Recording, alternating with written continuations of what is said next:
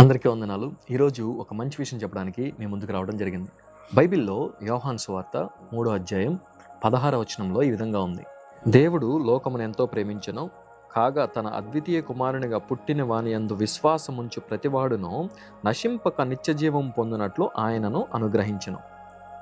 ఈ మాట ఏమని సెలవిస్తా ఉంది అనంటే, ఎవరైతే దేవుని యొక్క కుమారుడు అంటే యేసు క్రీస్తునందు విశ్వాసం ఉంచుతారో వారందరూ కూడా నశించిపోకుండా ఉంటారని చెప్పి దేవుని యొక్క వాక్యం సెలవిస్తూ ఉంది.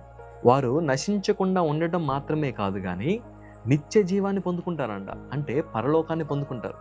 ఎవరైతే దేవుని నమ్ముతారో అంటే యేసుక్రీస్తు వారిని నమ్ముతారో, ఆయన యందు విశ్వాసం ఉంచుతారో, దేవుడు నా కొరకు పుట్టాడు, దేవుడు నా పాపముల కొరకు చనిపోయాడు, దేవుడు నన్ను పవిత్రునిగా చేశాడు అని చెప్పి ఎవరైతే నజరేయుడైనటువంటి యేసుక్రీస్తు వారిని నమ్ముతారో, అలా నమ్మినటువంటి వారు నశించిపోరు, నరకానికి వెళ్ళిపోరు, వారు నిత్య జీవానికి వెళ్తారు, పరలోకానికి వెళ్తారని చెప్పి దేవుని యొక్క వాక్యం సెలవిస్తూ ఉంది.